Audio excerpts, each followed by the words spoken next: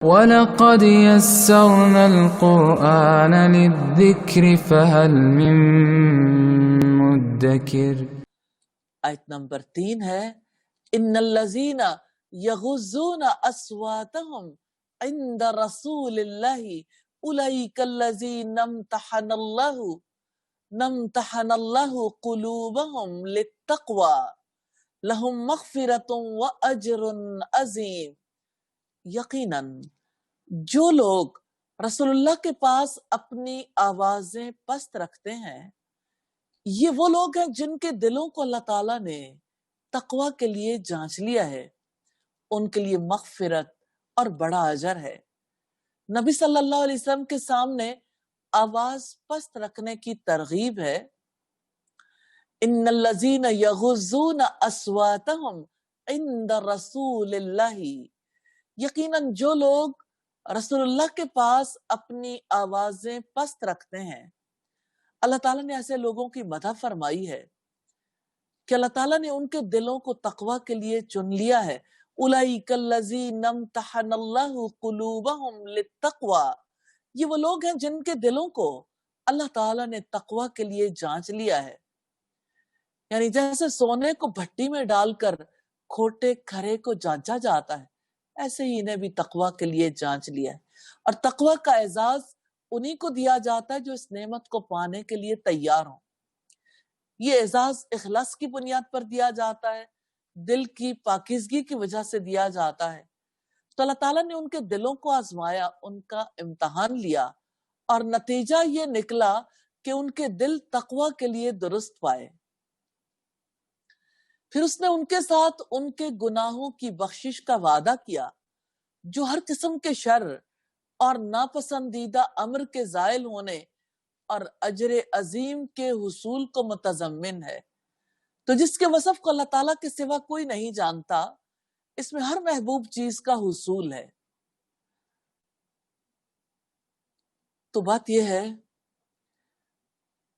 کہ تقوی والا اللہ کی رضا کی اتباع کرتا ہے اور اس کی تعمیل کے لیے جلدی آگے بڑھتا ہے، اپنی خواہش پر مقدم رکھتا ہے۔ ایسا دل تقوی کے لیے پاک صاف ہے، اس کا قلب صحیح اور درست ہے، اور جو ایسا نہیں ہوتا تو وہ تقوی کے قابل نہیں ہوتا۔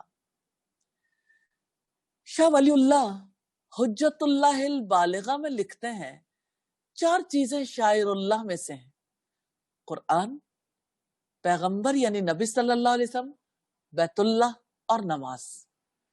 جو ان کی تعظیم کرے گا اسی کا دل تقوی سے مالا مال ہوگا۔ جیسا کہ فرمایا وَمَن يُعَظِّمْ شَعَائِرَ اللَّهِ فَإِنَّهَا مِن تَقْوَى الْقُلُوبِ، یہ ہے بات، اور جو اللہ تعالیٰ کے شاعر کا احترام کرتا ہے تو یقیناً یہ دلوں کے تقوی سے ہے۔ سورہ الحج کی آیت نمبر 32 ہے، جس سے پتہ چلتا ہے کہ جب نبی کی آواز سے زیادہ آواز بلند کرنا خلاف ادب ہے تو آپ کے احکامات سننے کے بعد ان کے خلاف آواز اٹھانا کس درجے کا گناہ ہوگا۔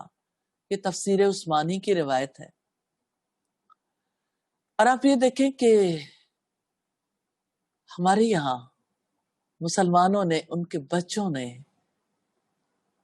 اپنے نبی کے، آخری نبی کے احکامات کا کس قدر مذاق اڑایا۔ کبھی ایسے پیجز بنائے گئے جہاں ایسی تصویریں لگائی گئیں جیسے بیت اللہ کا ماڈل اور روضہ رسول کا ماڈل سڑک پر گرا کے نیچے کامنٹ دیے، وہ دیکھو اللہ اور اس کے رسول گرے پڑے ہیں، نعوذ باللہ، نعوذ باللہ، استغفر اللہ۔ اور آج کے دور میں ایک بہت بڑا کینسر ہے جو لوگوں کے ایمان کو لاحق ہو گیا ہے۔ علم تو حاصل نہیں کیا، لا علمی کے تحت کہتے ہیں ہمیں کیا پتا یہ حدیث ٹھیک بھی ہے یا نہیں۔ بھئی پتا کر لیں، کیوں نہیں پتا کرتے؟ آپ پر فرض ہے علم حاصل کرنا، آخر آپ کا رسول ہے تو آپ کو ان کے بارے میں پتا ہونا چاہیے۔ انہوں نے کیا کہا کیا نہیں کہا. امتحن اللہ، یعنی اللہ تعالیٰ نے ان کے دلوں کو اپنے محبوب کام کے لیے خالص کر لیا. سیدنا عمر بن خطاب فرماتے ہیں اللہ تعالیٰ نے ان کے دلوں سے شہوت کو دور کر دیا ہے. قاضی ابو محمد فرماتے ہیں جس آدمی نے اپنی شہوت اور غصے پر قابو پا لیا وہی اس آیت کا مصداق ہے. جس کے دل کو اللہ تعالیٰ نے تقوی کے لیے خالص کر دیا ہے، تقوی ہی سے انسان میں استقامت پیدا ہوتی ہے. امام احمد نے مجاہد رحمہ اللہ سے نقل کیا ہے کہ سیدنا عمر کی طرف ایک مراسلہ لکھا گیا کہ اے امیر المومنین، ایک آدمی گناہ کی خواہش رکھتا ہے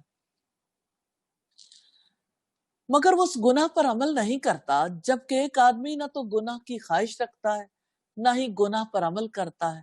دونوں میں سے کون سا افضل ہے؟ سیدنا عمر نے ان کا جواب لکھا گناہ کی خواہش رکھنے کے باوجود گناہ نہ کرنے والے لوگ زیادہ افضل ہیں. یہ روایت مسند احمد کی ہے، والیوم 3 ہے، پیج 287. تو اس مبارک آیت سے پتہ چلتا ہے کہ دلوں کو آزمایا جاتا ہے.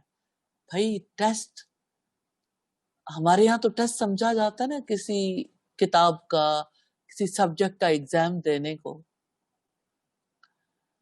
تو اللہ تعالیٰ کے یہاں کس چیز کو ٹیسٹ کیا جاتا ہے؟ دل. اللہ تعالیٰ دل دیکھتا ہے. تو بعض دل اپنی آزمائش میں ناکام ہو جاتے ہیں، بعض دل اپنی آزمائش میں کامیاب رہتے ہیں. اس کی دلیل ایک صحیح حدیث میں ہے. نبی کریم صلی اللہ علیہ وسلم نے فرمایا دلوں پر بار بار فتنے پیش کیے جاتے ہیں، تو جس دل نے اس فتنے کو قبول کر لیا اس پر سیاہ نقطہ لگا دیا جاتا ہے، جس نے انکار کر دیا اس پر سفید نقطہ لگا دیا جاتا ہے، یہاں تک کہ دلوں کی 2 حالتیں بن جاتی ہیں. بعض دل چمکتے پتھر کی طرح صاف ہو جاتے ہیں تو قیامت تک کوئی فتنہ انہیں نقصان نہیں پہنچائے گا. بعض دل انتہائی کالے ہو جاتے ہیں جو نہ نیکی کو جانتے ہیں، نہ برائی سے روکتے ہیں، نہ رکتے ہیں مگر جو ان کی خواہش کے مطابق ہو. یہ آیت اس امر پر دلیل ہے کہ کامیاب دل کی علامت نبی کریم صلی اللہ علیہ وسلم کی تعظیم و تکریم ہے. لہم مغفرۃ و اجر عظیم، ان کے لیے مغفرت اور بڑا اجر ہے یعنی جنت ہے. ان کے لیے سابقہ گناہوں سے معافی اور اللہ تعالیٰ کی بخشش ہے. اجر عظیم، بڑا اجر یعنی جنت ہے. تو اللہ تعالیٰ نے ڈراوے اور ترغیب سے دلوں کی تربیت کی ہے. اسی انداز تربیت کی وجہ سے ابتدائی دور کے لوگ ہدایت یافتہ ہوئے تھے. كتاب أنزلناه إليك لتخرج الناس من الظلمات إلى النور بإذن ربهم